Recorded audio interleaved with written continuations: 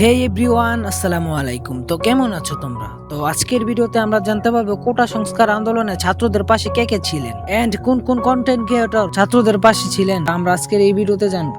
And তারা কিভাবে প্রতিবাদ করেছেন তা সম্পর্কে আজকের এই ভিডিওতে বিস্তারিত জানবো। বাট আমি কোনো রিয়াকশন দেব না। কমেন্ট বক্স খোলা আছে, আপনারা আপনাদের মতামত প্রকাশ করতে পারেন। So let's start the video.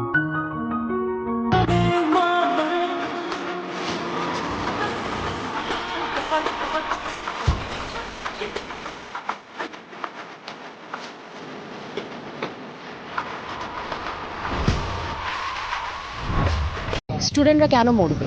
এটা কেমন কথা? আমরা এটা মেনে নিতে পারি না। আজকে আমরা মেনে নিতে পারছি না দেখে আজকে আমরা এখানে দাঁড়িয়েছি। এবং একটা কথা বলতে চাই যে আপনারা যারাই আমাকে শুনছেন না কেন এই মুহূর্তে, স্টুডেন্টদেরকে বুঝিয়ে বলুন, মেরে না। সো আমরা এই অপরাধ কখনোই মানতে পারবো না দেখে আজকে আমরা সবাই এখানে একত্রিত হয়েছি এবং আমরা চাই এটা খুব দ্রুত সমাধান হোক।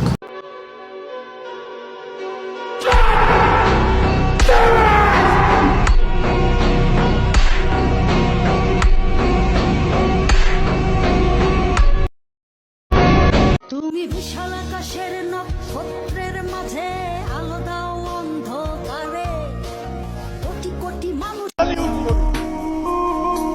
গোটা জাতি আজ আপনাকে স্যালিউট করে। সারা বিশ্ব রক্ত দিয়ে শাক ভেজানো, রক্তে হাত বুলাই, আমার ভাই আর বোনের রক্তে রাঙানো 15ই জুলাই। কত আদরে ভালো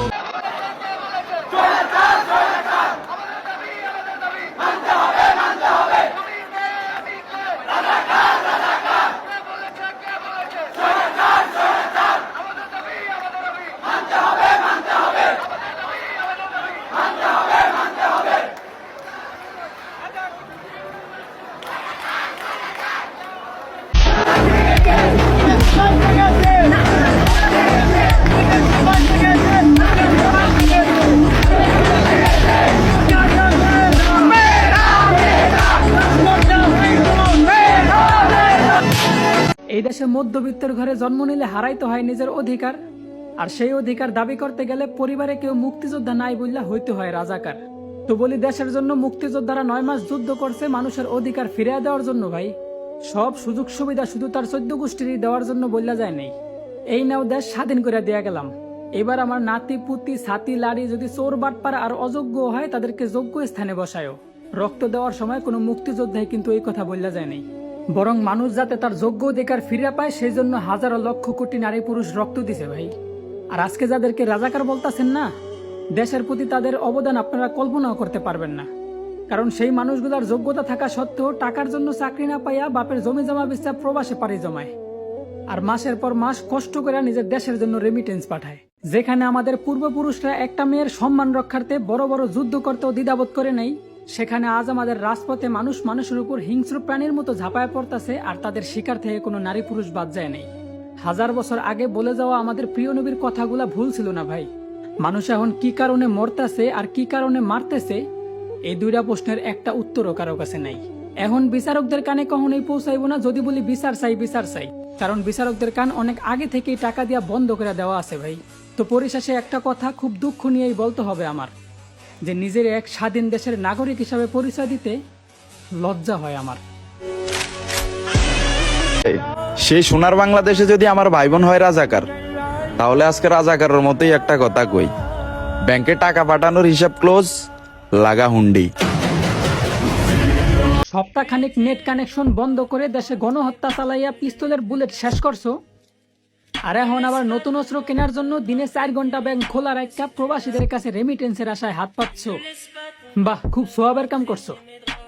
তো প্রবাসীদের পক্ষ থেকে একটা কথা বলি, শুনে রাখো তোমরা, দিনে 4 ঘন্টা না, যদি মাসে 30 দিনও ব্যাংক খুললা দরজার সামনে বাটি নিয়ে বসে থাকো, রেমিটেন্স কিন্তু পাঠাইতাছি না আমরা। তাতে প্রবাসীদের কোন ফালাইবা ফালাইও তোমরা। দেশের জন্য 9 মাস যুদ্ধ করে আজও দেশ থেকে মুক্তিযোদ্ধা ভাতা পায় তাদের পরিবারেরা, অথচ বছরের পর বছর নিজের দেশকে রেমিটেন্স দেওয়ার জন্য যুদ্ধ করতেছে প্রবাসীরা। সেই প্রবাসীদের লাশটাই নাকি ইউএস বিমান বহন করতে পারবে না। তো বলি, তোমাকে বাপের টাকা দিয়া প্রবাসে আইছিলাম রে, তবুও তো মাসের পর মাস সেই প্রবাসীদের কষ্টে কামানো রেমিটেন্স পকেটে নিয়ে চলাফেরা করো।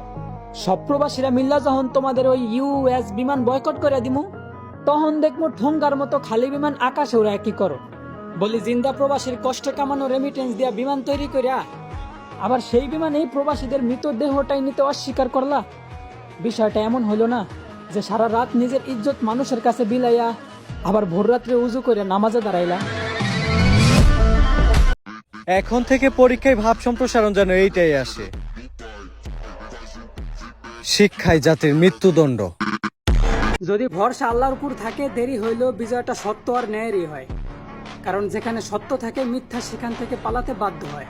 হয়তো কিছু নিরপরাধ মানুষদেরকে আইনের পোশাক পরা কুলাঙ্গারদের হাতে জীবন দিতে হয়েছে, তো আমার ভাইদের এই প্রতিটা ফোঁটা রক্তের হিসাব আপনারা দিতে হবে আল্লাহর কাছে। আরে আপনাদের তো লজ্জা হওয়া উচিত। তারা ছাত্র হয়েও আপনাদের মতো শিক্ষকদেরকে এইটা দেখায় দিল যে কিভাবে নিজের অধিকারের দাবিতে নিজের বুকটা অস্ত্রের সামনে পাইতে দিতে হয়।